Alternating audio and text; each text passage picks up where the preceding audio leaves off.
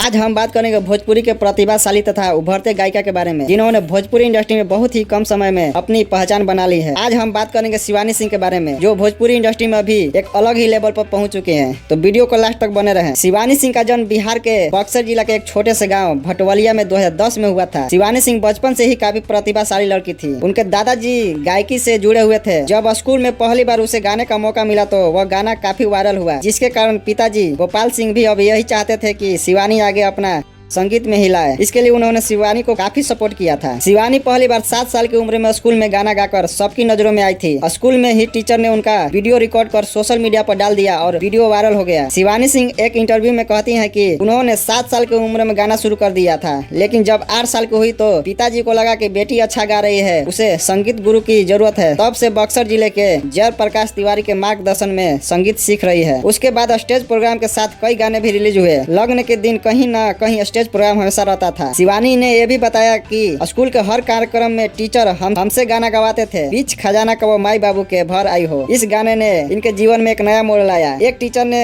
इस गाने को रिकॉर्ड करके उसे फेसबुक पर डाल दिया, जिसे शिवानी सिंह के गुरुजी ने ही लिखा था। इस गाने का रिकॉर्डिंग उनके टीचर ने फेसबुक पर डाल दिया था। एक इंटरव्यू में गोपाल सिंह ने, जो शिवानी सिंह के पिताजी हैं, उन्होंने बताया कि अपना अलग मुकाम हासिल कर रही शिवानी सिंह शुरू में ऐसा नहीं थी। हमें बहुत मेहनत करना पड़ा और आगे भी मेहनत करने से पीछे नहीं हटेंगे। उन्होंने कहा कि घर के पास जब भी भजन कीर्तन होता तो वहाँ शिवानी बैठी रहती थी। एक बार उसे गाने का मौका मिला तो वह बहुत ही सुंदर गाई। हमें लगा कि इसे गले में तो भगवान की बात है। फिर क्या था, हमने शिवानी को संगीत सिखाने का ठान लिया। उसके बाद गांव में जब भी शादी विवाह समारोह गाना का आयोजन होता था, हम शिवानी को ले जाते और 1-2 गाना गवाने का मौका देते। लेकिन आज लोग खुद ही ऑफर कर रहे हैं इसे स्टेज परफॉर्मेंस करने के लिए।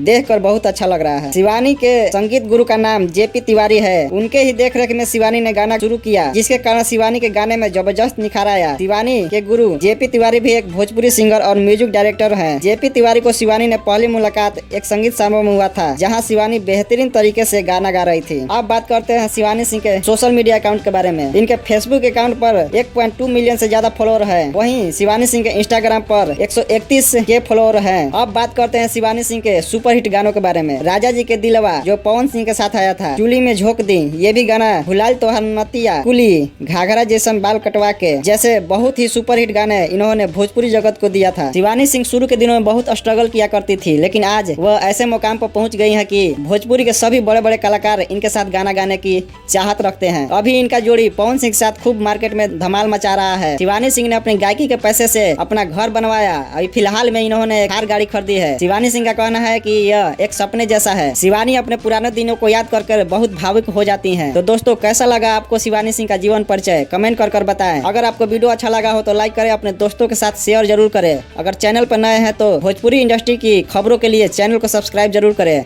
मिलते हैं अगले वीडियो में। पूरा वीडियो देखने के लिए धन्यवाद।